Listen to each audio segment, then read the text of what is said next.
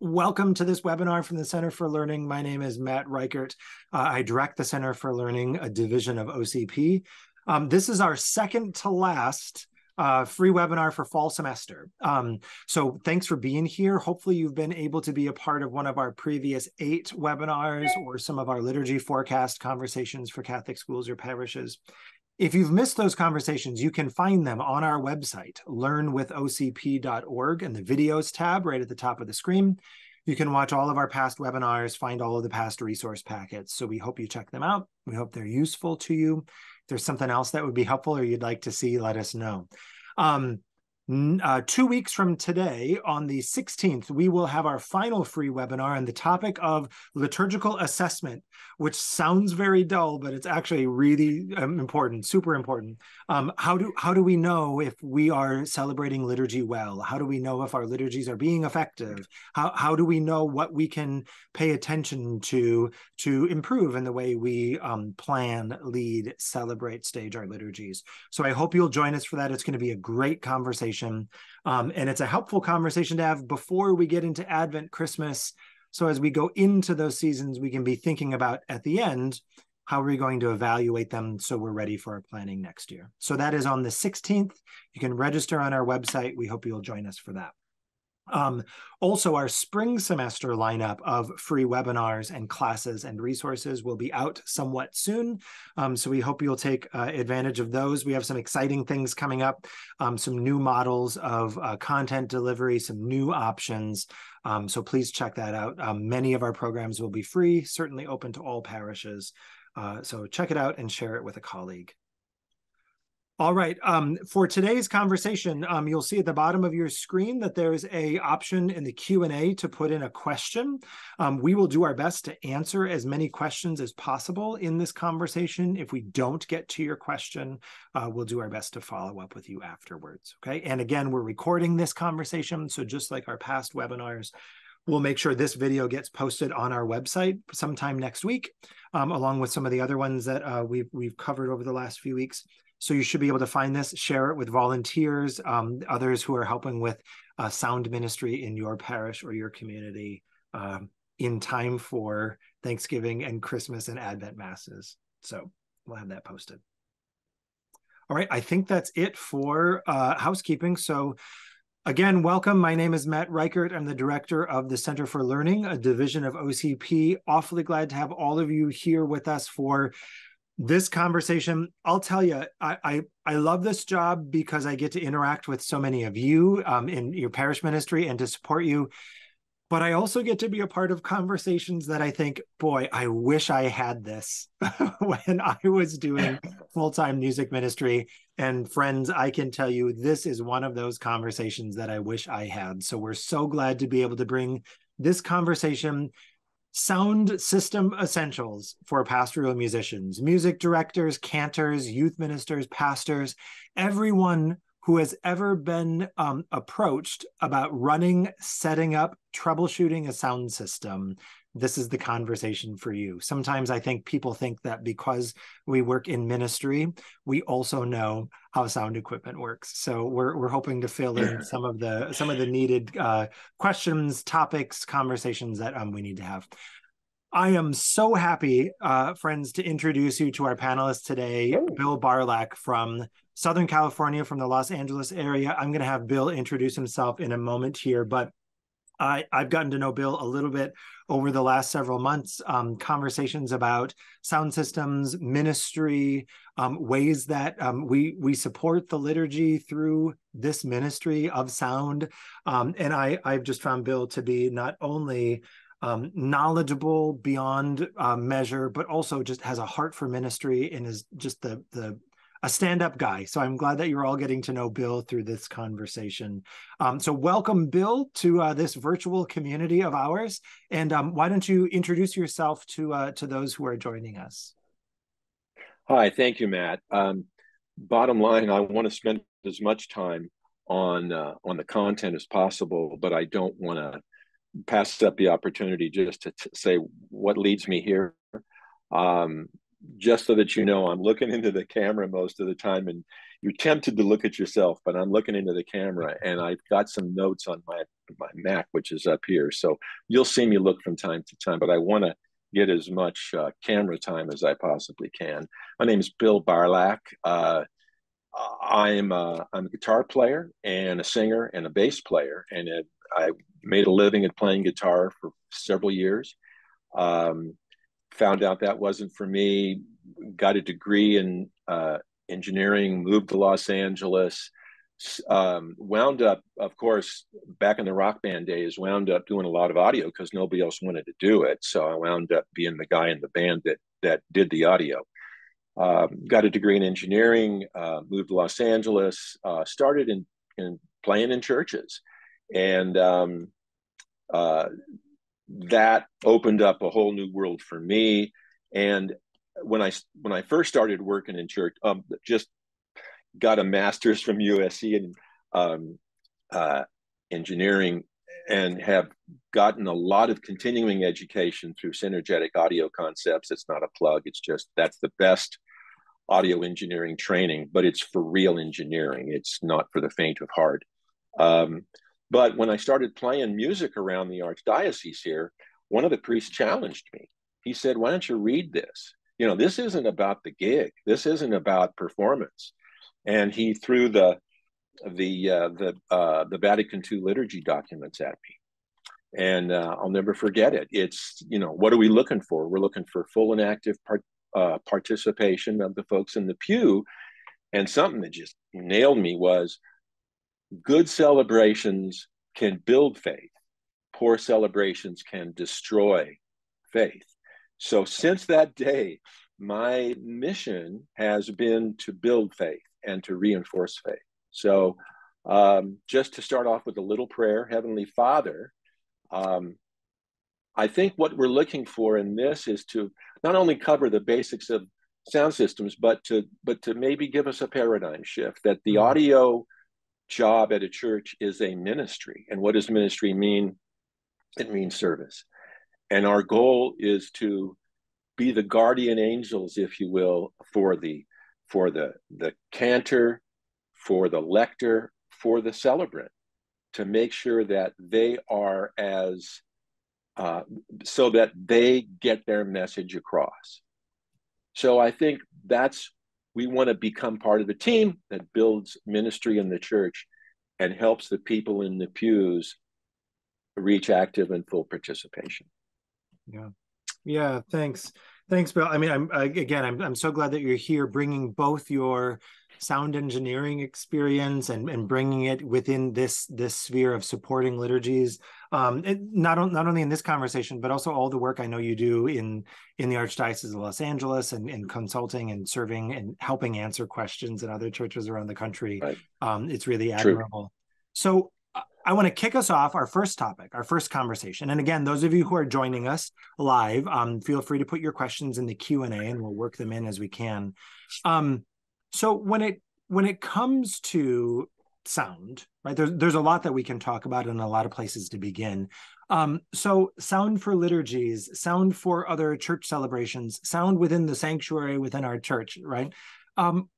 What type of basic principles do you recommend we keep in mind? So let's start with the principles, and maybe then we can get into some of the other specifics. Sure. First of all, like I said, our goal should be to encourage full and active participation of all the people in the pews, and to realize that the audio person is nothing more than a part of the team consisting of, like I said, the celebrant, lectors, musicians. That's where we start. Yeah. Secondly, the purpose of the sound system is to capture the actual spoken word or the musical performance and accurately reproduce it so that the congregation can join in. And what you hear without the sound system acoustically should be what comes out of the sound system speakers. And only louder, right? Only louder. So it should be audible and pleasant. It should not be a distraction, neither too soft nor too loud, nor not distorted, no feedback, no hum. Oh man, hum is audio engineers, that drives them crazy. And it's a very simple fix, but it drives them crazy. And I was talking to Matt yesterday, and he said something that was really true. And he said, you don't notice a good audio system. When you've got a good audio system, you don't notice it. It's just what's going on, but loud. So those are the two basic things I would say to keep in mind, that our job is full and active participation, and that the audio system amplifies the message for that full and audio, for that full and complete um, participation of the folks in the pews. Yeah, no, I think that's well said, and I like and appreciate very much both of those principles and the emphasis on, when we're thinking about our sound systems and what they do or don't do, we're it might sound obvious to say, but we're talking about amplification, not modification, right? We're not trying to Yeah. I appreciate that principle that you emphasize, that what we hear coming through our live stream, through the speakers in the room, is what you would hear without it, but louder. I think that's great. There are all kinds of other, options, of course, because we're bringing in sound systems that might have applications, obviously, outside of the church world, right? They're used for concerts or they're used for other gigs, but not here. So I think that's an important thing to emphasize. And I Yeah. love that. I love starting with that, full conscious active participation as the consideration of, should something be mic'd? Should something not be mic'd? How should it be mic'd? How do we amplify? To what extent? With that default evaluation of, is it necessary? Is it being done in such a way that it's adding to the full conscious active participation? I think that's a great, great reminder. Just a point that Please. came home last night. We had a 7 p.m. Pacific um, celebration of All Saints Day, and uh, we have a brand new choir director, and he's complaining about the audio in one regard, and he was right. And the idea was, one of the singers was a little harsh, and it was distracting to him. And if it's distracting to him, there's people in the congregation it's going to be distracting to. And I said, hey, how do I tame this harsh vocal? And I said, oh, I know what to do. And I did a little equalization cut in the right frequency band, and we'll hope that doesn't cause people to tune out. But I was able to solve that problem in a matter of a few seconds, and it made a huge difference. It was a minor adjustment. So we want to have what you hear is what you get, but also, if there's a way to tame something down, we want to do that so it's not a distraction. Yeah, no, that's a great comment, great clarification, and a great segue, because, again, there's a lot we can talk about here. And as I mentioned, it seems like, because many people joining us are musicians, though not all, it seems like because we're musicians, people assume we know how to do audio system setup, right? Or troubleshooting. And that's not always the case. Maybe some of you joining had more training than I did, but I remember being at church and running to fix things, and you just had to mess with knobs and then you made it worse, right? So let's start at the beginning with system components, right? And I know for some of you joining, this might seem a little obvious, but you're trying to also teach and help others who are volunteers in your community with this, and this might help you in terms of some of your explanations. So, Bill, if you could walk us through the basic components, what they're used for, what kind of equipment we need to begin with, and then we can talk about troubleshooting.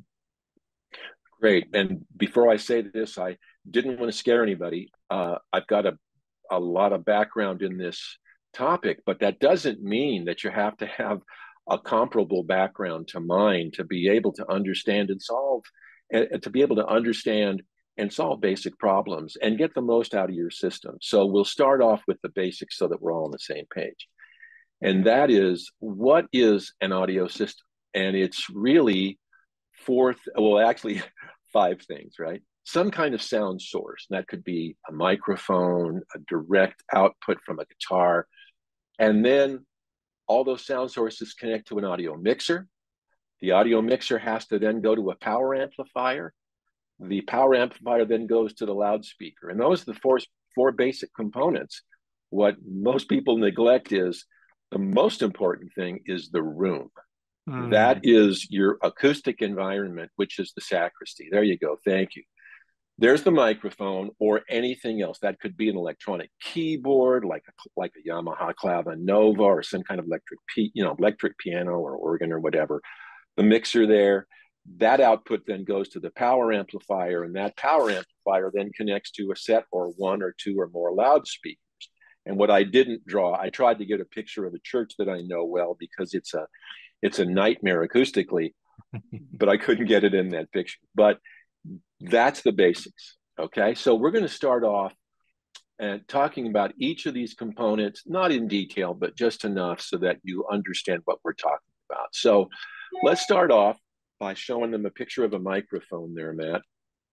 Okay, there you go. That's a Shure SM58. That's got an on-off switch on it because my wife wants an on-off switch. She's a singer. She wants the on-off switch. Okay, that's the industry standard vocal mic.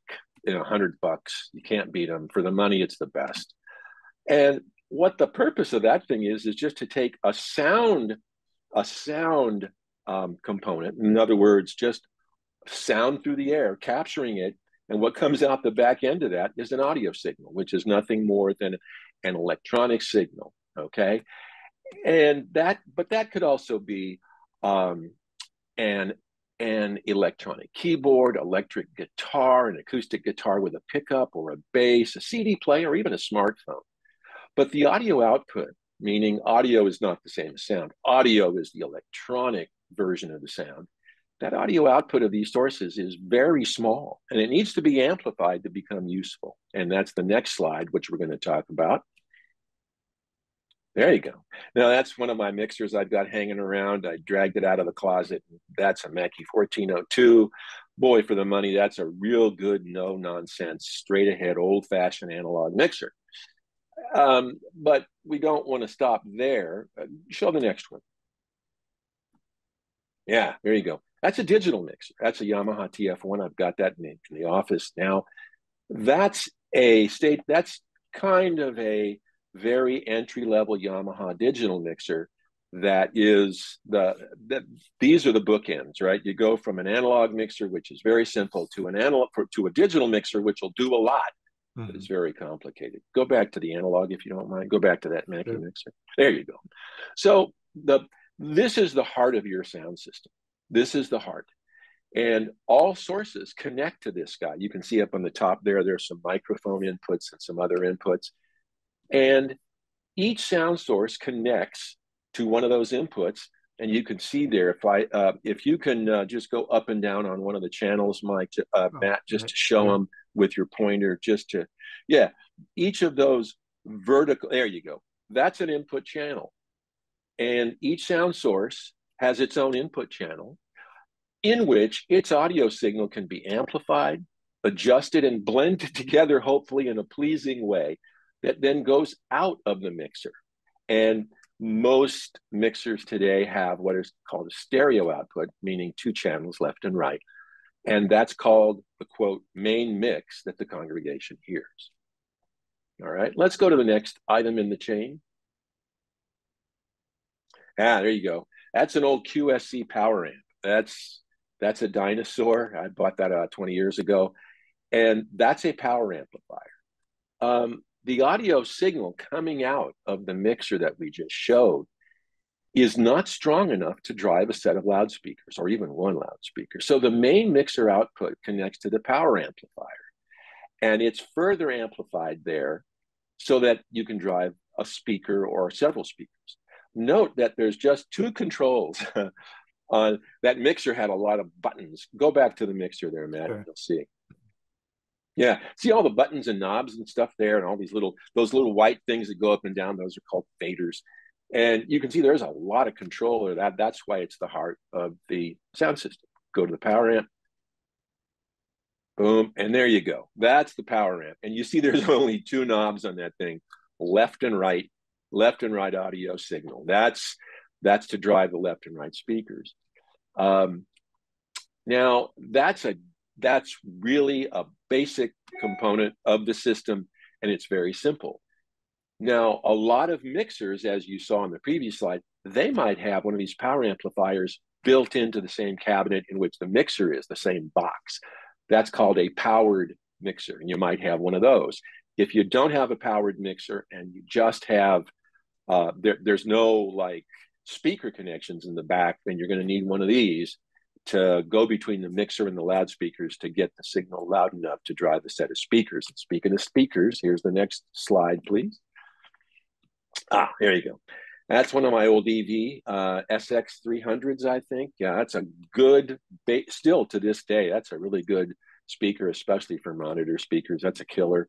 As you can see, the power amplifier connects to that speaker, and you place the speaker in a location that'll cover all of the congregation or most of the congregation. And you want, here's the big thing about placement of speakers when you put them in a church.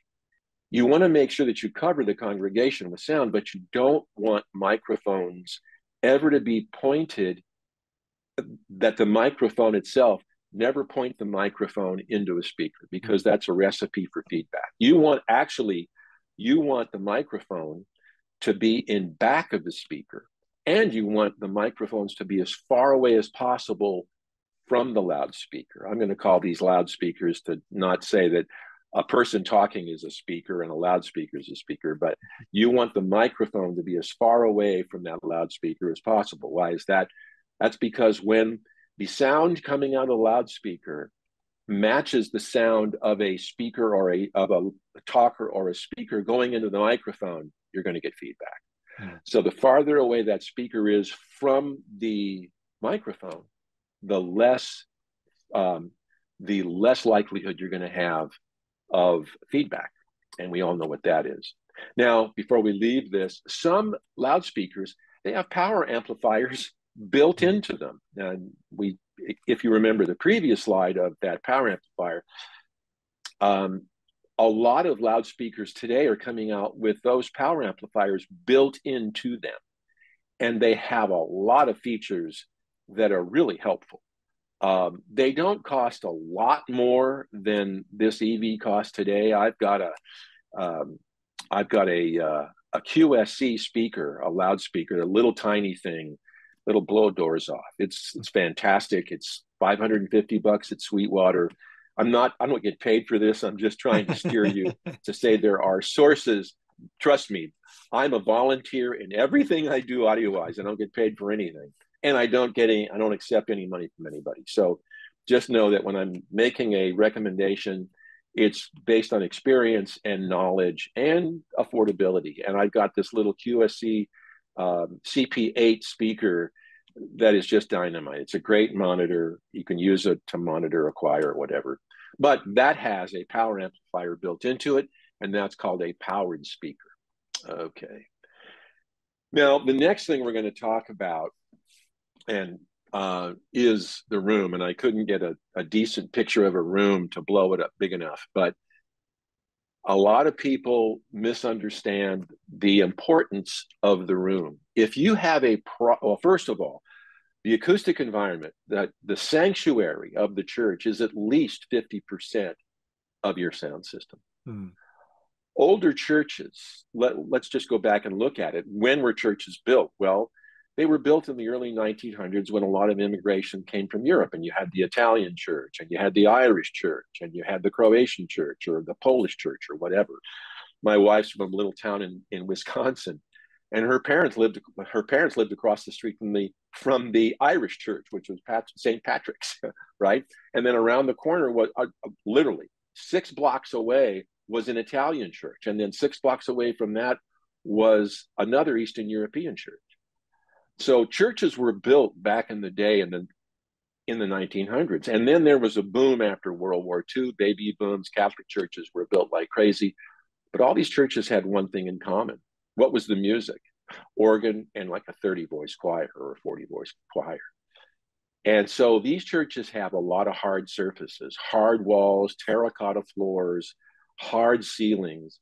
And if you've ever been a music minister with an organ and a choir, that's what you want, because organs and choirs sound great in that situation. However, when you try to do contemporary music in that environment, you run into all kinds of problems. And I'm going to take a chance and talk a little physics here. What happens is the sound coming out of the loudspeaker, the listener hears that direct sound, but the sound also reflects off of these hard surfaces without any loss of energy. So it'll hit a wall, it'll hit a floor, it'll hit the ceiling, and the listener hears the direct sound from the loudspeaker, and then a fraction of a second later hears all these reflections at the same energy or almost the same energy. So if you're trying to do contemporary music in an environment like this, your music is going to sound muddy and chaotic, and it can make the spoken word almost unintelligible. So if you're trying to solve audio problems in a church, first thing you have to address is it my environment? Is it was my church designed to house a contemporary worship setup? If not, there's a couple of things you can do that are both pretty expensive.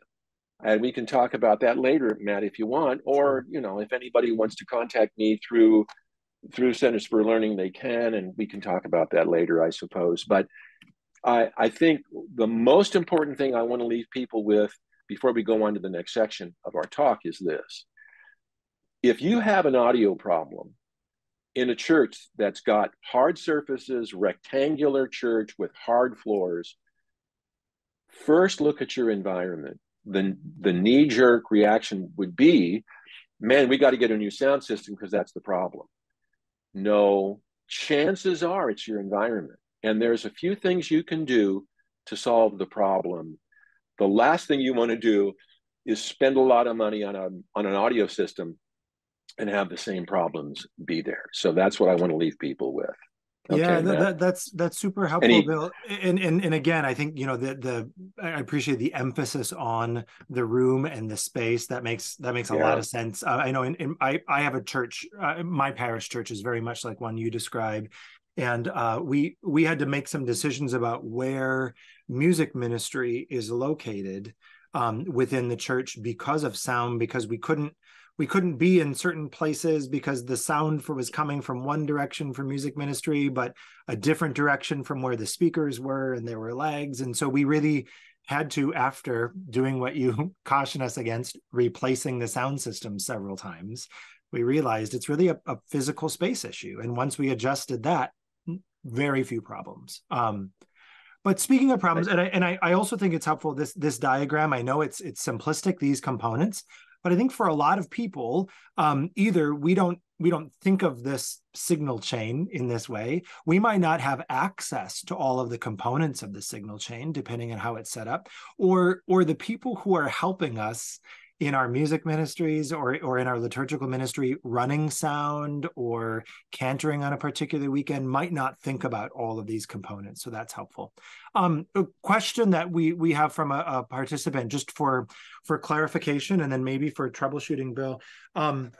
You mentioned feedback, right? And that feedback is a function of sort of, and correct me if I'm wrong, but a function of this loop of sound coming from the loudspeaker back through the microphone in this sort of circle that creates this feedback loop, right? Can you distinguish that or talk about that, or maybe some simple fixes or things we should address? This person's asking about, if they have a whine or a howl or a ringing sound or static. I mean, you mentioned a buzz. There are all kinds of other sounds we might hear that aren't feedback. What some of the potential sources of those problems might be? Of the feedback or of the buzz? Of the other sounds. So if feedback is microphone too close to speaker or in front of speaker. Yes. Yeah. What about like a whine or a ringing sound or that buzz or a howl? Well, the whine or the ring, right.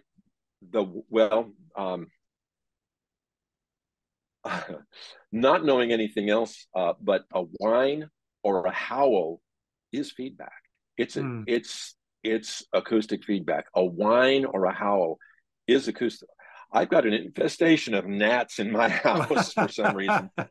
It's been very wet in California, and they're all over the place. So I'm just going like this to try to get rid of the gnats. We had an exterminator here yesterday, and it hasn't kicked in yet. Excuse me. The whine or the howl is feedback. And that there's a couple of things that could be. It's microphone placement. It could also be that you're trying to turn, let's say you have a monitor speaker for your choir or a couple of monitor speakers for your choir. Those could be turned up too loud, or in an attempt, they could be too loud, or the main speakers in the church could be turned up too loud, or you could have a microphone for a presider or a lector or a celebrant who's got a wireless mic and it's hooked up right in front of his mouth, and he's walking around the church and he's getting in front of the mic, he's getting in front of the loudspeakers. There's several things to think about. I think those are the main ones. Try to figure out when it happens. It's difficult to troubleshoot feedback without, it's like you calling up your doctor on the phone and saying, my stomach hurts. What do I do? Yeah. The doctor is going to want to talk about your family history, your medical history. He's going to want to run some tests. So I can give you the general principles. The general principles are move the loudspeaker and get as much distance between the microphone and the loudspeaker. Don't point the microphone into a loudspeaker. And then turn things down as much as you can while still being heard. Yeah. That's pretty much it. As a last resort, you might change some of the equalization, some of the tone controls on the mixer. That might solve your feedback problem, but the downside of that is it affects negatively the sound that you're trying to reinforce. Yeah. Yeah. In other words, if you cut the highs, now you've lost some sibilance, and it's hard to understand what people are saying or singing. Right.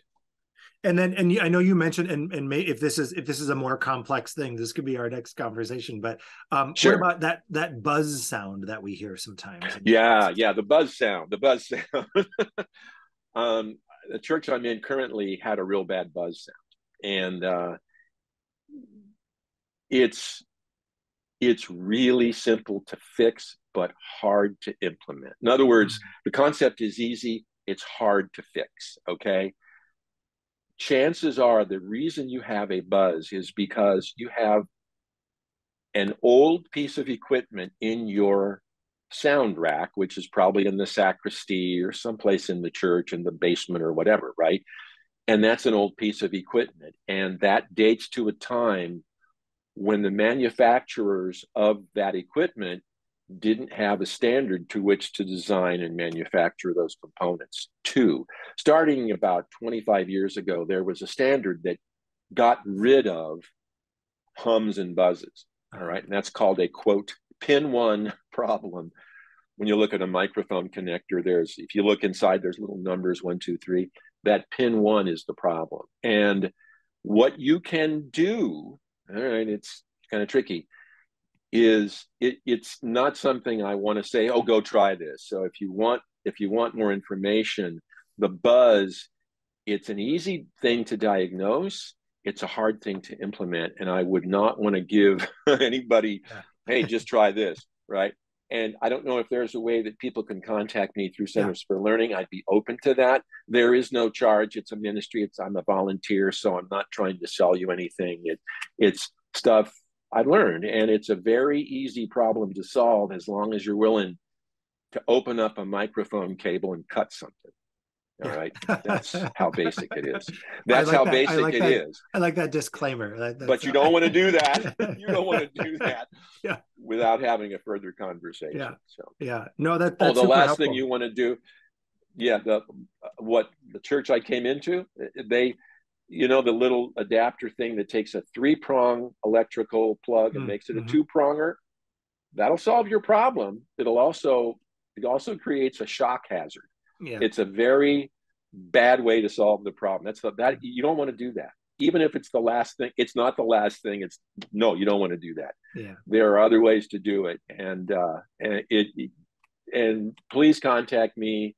I need more information about Yeah. what your problem is. Yeah, no, that's helpful. Well, and one of the even as you're talking about this, one of the things you're emphasizing, of course, is that for many of us, not only do we have maybe older churches that were built at a time that predates, sound amplification systems, but many of us have systems that are cobbled together with various ages of components, and it might be, we might need to replace something there. Or even, I know you mentioned that picture you have of the power amplifier is a dinosaur because it's 20 years old, but that sounds pretty new to me in church speak. So there might be some components I'll, that we're I'll, dealing with. Yeah. I'll, I'll tell you this, right? I'll tell you this, that you want to get the most out of what you've got.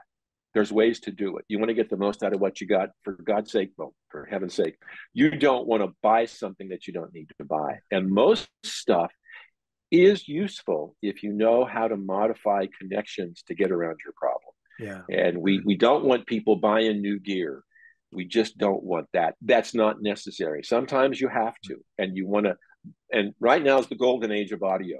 You can buy high quality equipment for almost nothing. It's very inexpensive. Now, $3,000 for a digital mixer, is that cheap? That's really cheap.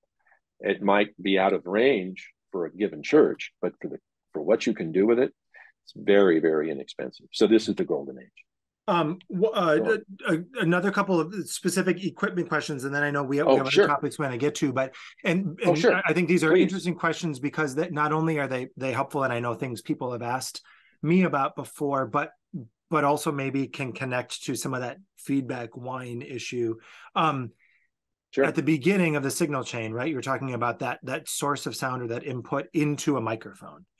There is a wide spectrum, right, of kinds of microphones that we might use, or from piano mics to choir mics to condenser mics to multi-directional mics to you name it. Can you I'm not asking you to give us like the history of the microphone, right? But could you say something about the different kinds of microphones, how they might be used, but also maybe I know some people who have feedback issues because they're using the wrong kind of microphone or using a certain kind of microphone in a setup that's a problem. Yeah. Sure. Basically, there are two kinds of microphones. There's microphones that are, well, we're going to have to get some terms here because there's no way around it, right? That microphone we showed you earlier is an SM58 Shure. It's a Shure SM58. Like I said, if you ever want to buy a mic, you can never lose your job as a music director by buying that mic. It's an industry standard mic. That's a dynamic mic. It does not require any electricity for it to run. You hook that up to a mixer and talk into it, you got it. There's another kind of a microphone called a condenser microphone. Condenser is another word for capacitor, and the capacitor is inside the microphone. But in order for that capacitor to work, you have to supply electricity to it, and that's the so-called phantom power. So you have microphones that don't need phantom power and those that do. In general, and this isn't a hard and fast rule, but it may be part of your problem. You might have a condenser microphone that you're using for the choir, for the overhead mics for your choir, and you want to put those microphones into some monitors, or you want to turn them up really loud. The problem is that condenser microphones, and it depends on the model and the manufacturer, all that, they can be very sensitive. And by sensitive, I mean, I used condenser microphones to record in my living room. I had a singer-songwriter. I was a guitar player. We did a lot of stuff in my living room, right? And we opened the front door, and there were people, and we used studio quality condenser mics, and we heard conversation of people across the street walking down the street. That's how sensitive microphones can be. And if they're in a choir, for example, and you're trying to mic a choir and it's a condenser microphone, and you'd have to find out if it is, you cannot turn those up in monitors that are pointing back at the choir. That's a recipe for feedback. We've tried that millions of times. There's nothing you can do. That's it. Might want to be very careful how loud you turn them up, but that's a balancing act. And you go a little bit too much and you get a lot of howling feedback. Right. So the condenser mics, if you want to put them into some monitor speakers, that's a very difficult task. Yeah. No, Is that what you were thank talking you for that. about, No, Matt? I that's think super that's, helpful. And I know we didn't have a picture of a condenser mic. This is a condenser yeah, mic, you know. I know I yeah, have my yeah, cover on yeah, it, you know, but many, I know yeah. many choir mics. I know many of the overhead mics, many of the multi-directional Oh, mics, those are all many of them are condenser. all condenser mics. So you have Oh, to be super careful about that. So that's all really important. right. In fact, almost all choir microphones that hang down from the ceiling or that you put on a big boom stand or Yeah. whatever, those are all condenser mics because their job is to pick up a choir at a far distance, at several, maybe 10, 12 feet. And you can't get that kind of sensitivity unless you have a condenser microphone. You just can't. Right. So the condenser microphones, that may be a cause. And so you want to turn the microphones down in the monitors if you have a so-called quote monitor mix. Yeah. No, that's super helpful. So speaking of microphones, Okay. next topic, you gave us this nice signal chain diagram, right? We've been talking about various kinds of Sure. microphones. We are approaching Advent, Christmas, and then right on the heels of Advent, Christmas, right? Lent, Easter. And there are all kinds of times when we are going to be perhaps adding to or disrupting our typical signal chain or typical setups. We've got, all of those microphones and things for the Christmas program, or even I'm thinking of, Palm Sunday, perhaps Yeah. reading of the Passion, right? So thinking about, adding additional microphones, readers, or additional musicians, singers, etc. Maybe my sound system works during the Sundays of Ordinary Time as I'm looking at adding other groups to the band, other readers, etc., other programs. Help us think through that so we don't mess up a good thing. Right. I think, talking about that, it's something that comes to mind, and it's a real live experience for me. The most important thing is for the audio person, whoever it is, attend a liturgy planning meeting that the parish should have about a month before any big major celebration. Christmas, Easter. I'm just a buddy of mine in Boston who had some trouble with his mixer yesterday called. Now he's calling back. Sorry about that. That's a guy in Boston.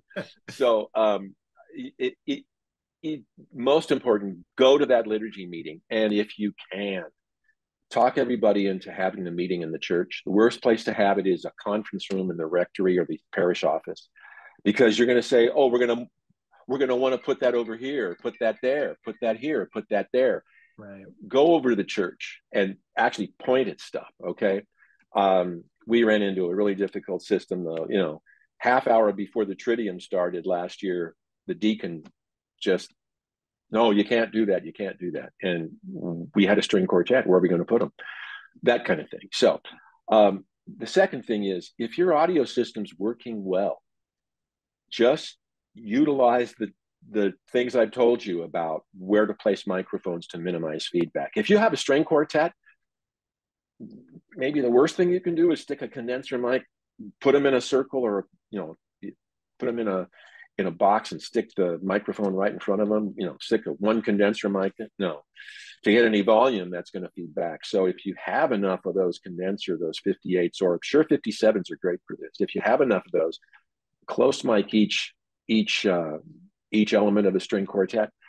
We do that and it works great. And place the microphone as far away as possible. So just observe the feedback, the feedback minimization rules. Also, you're going to have, if you have a special thing, you ought to have a rehearsal, a musical rehearsal. And what we've always done for the last 20 years that I've been involved is you set up the audio system and do a tech rehearsal that goes along with the audio.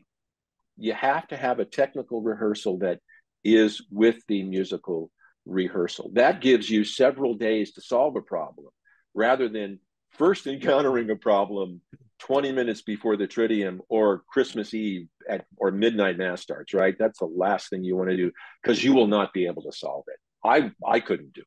I mean, oh my God, what are we going to do? You don't have time to really troubleshoot. So those are the three things I would really say is be careful of that and set it up beforehand so you know if you got problems.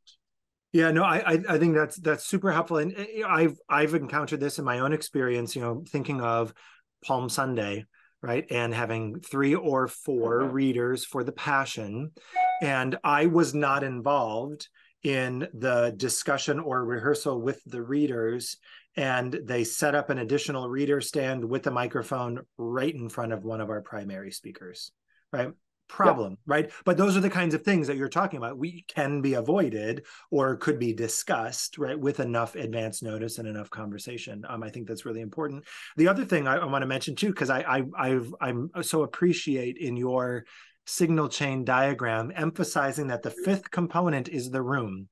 And that, when I think about sound, and I have this discussion, I won't say argument, with folks in my parish, that remember that for our Christmas Eve Mass, the room is going to be different because it will be filled with all kinds of bodies in their puffy upper northern Midwestern winter coats, right?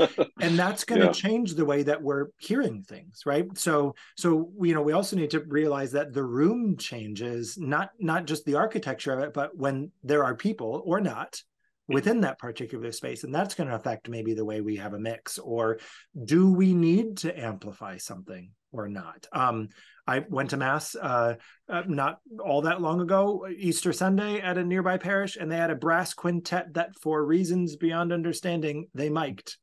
You don't need to mic the brass quintet, right? So again, it all goes, like you mentioned, it all goes back to those core principles of what's the diagram, what's the need, how are you just making what you would hear louder, and is it facilitating the participation? Is it necessary? It's back to basics, is what it sounds like you're saying. Yeah. Yep. Wonderful. Another question has come through back real quick to a question about the mechanics and components of the system. So, we might have a mixing, well, we have a mixer someplace in our church, right? Accessible or not. We might have that mixer that's installed or fixed.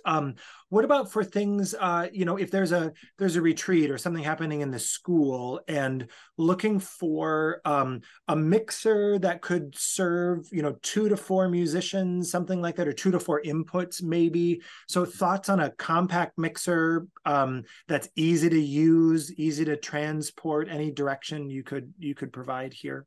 Yes. There are a number.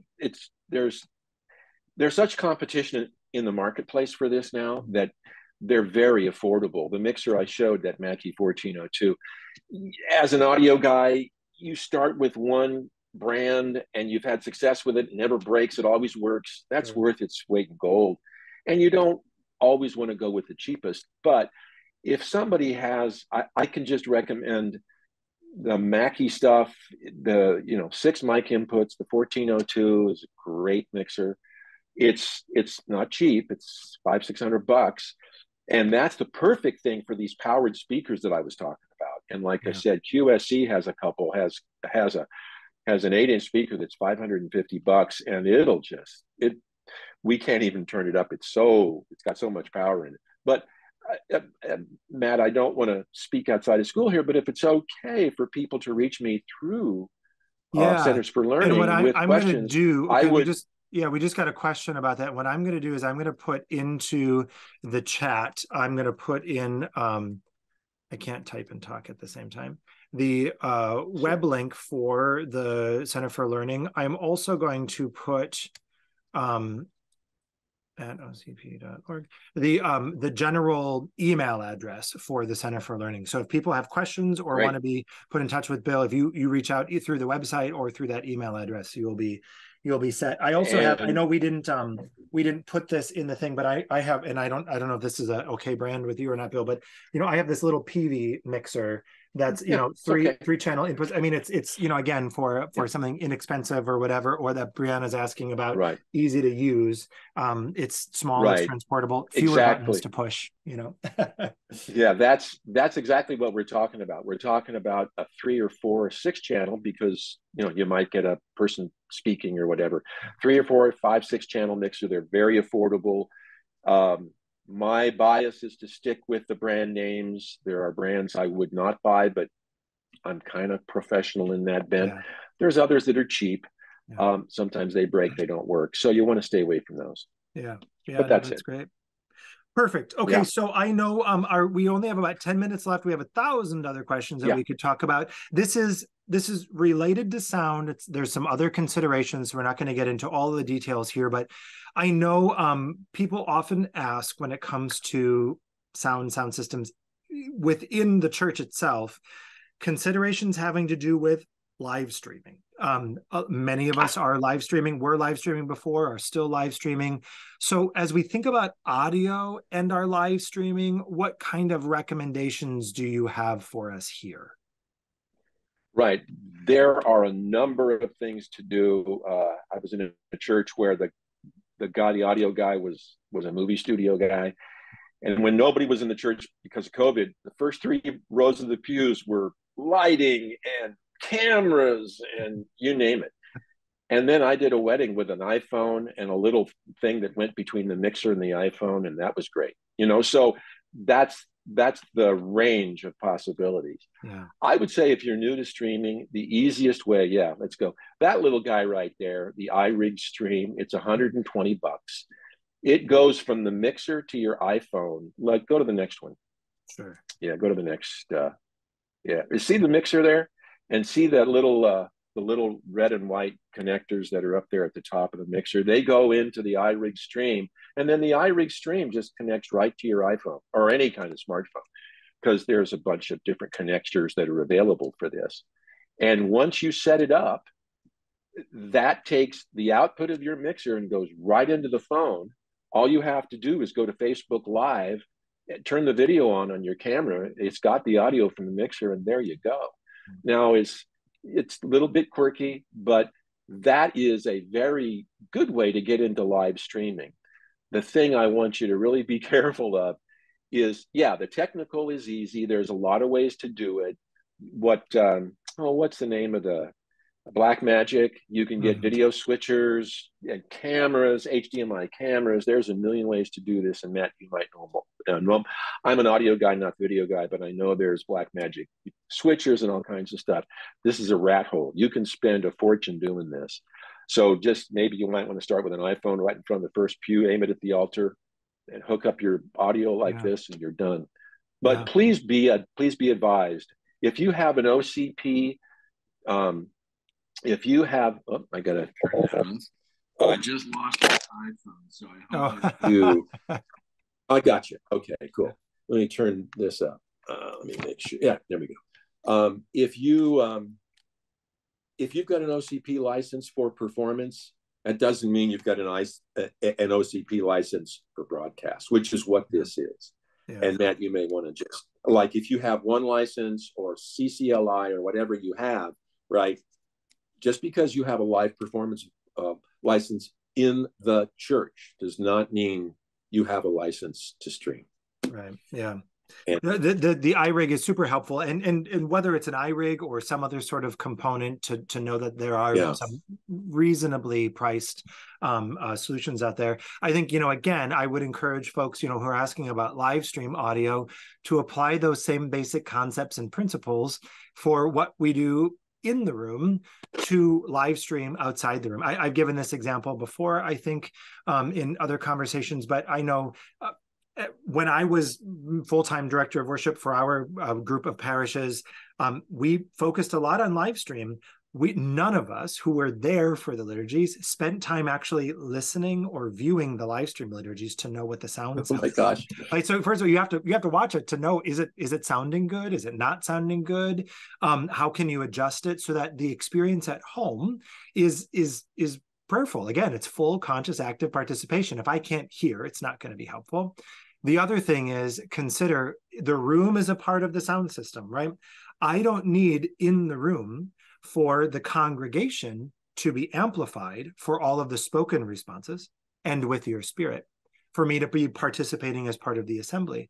But if I'm at home and the only sound coming through is what's coming through microphones, the congregation is not amplified, there's no congregation I'm responding with, right? So one of the things we learned is we have just a condenser mic, right, in the rafters that picks up the congregation, picks up the organ, because the organ isn't mic'd, right, for the purposes of our live streams or our recording, so that people at home hear the entire liturgy and not just the presider or the cantor, right?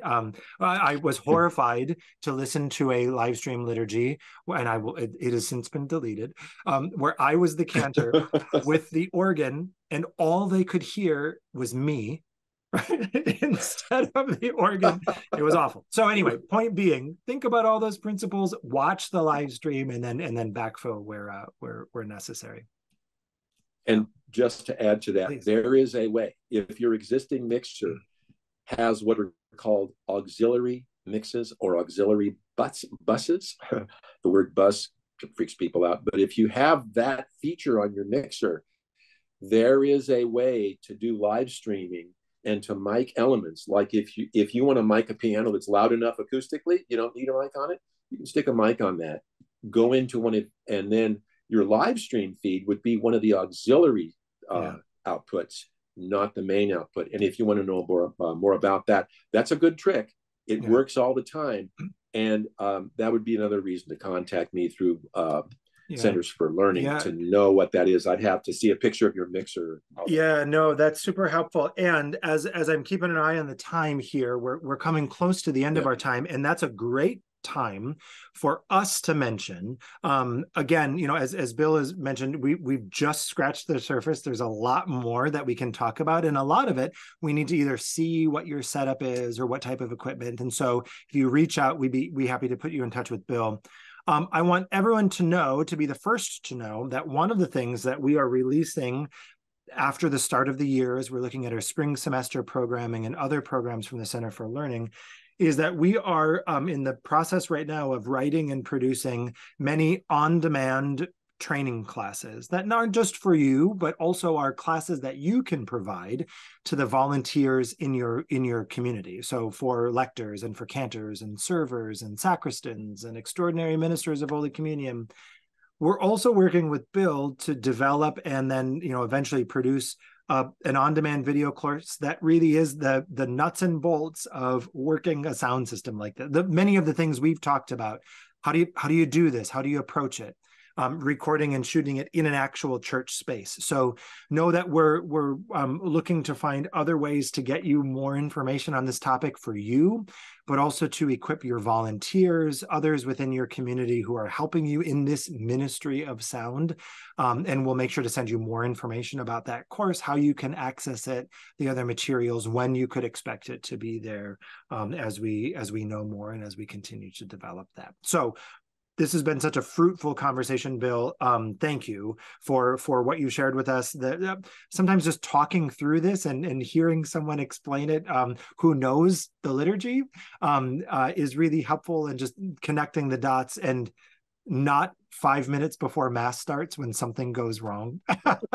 That's super helpful. Right. So I hope those of you who have joined us live, those of you who are watching this recording, have found some things to take away for you or others that you're working with. Keep an eye out for more programming on this topic and other topics coming through from the Center for Learning.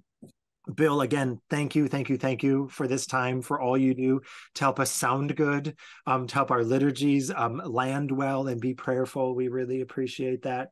And for all of you who took an hour out of your day, thanks. We hope we will see you again on another Center for Learning webinar sometime soon. If there's any way we can be helpful, please reach out. We're more than happy to find ways to help support you and your ministry.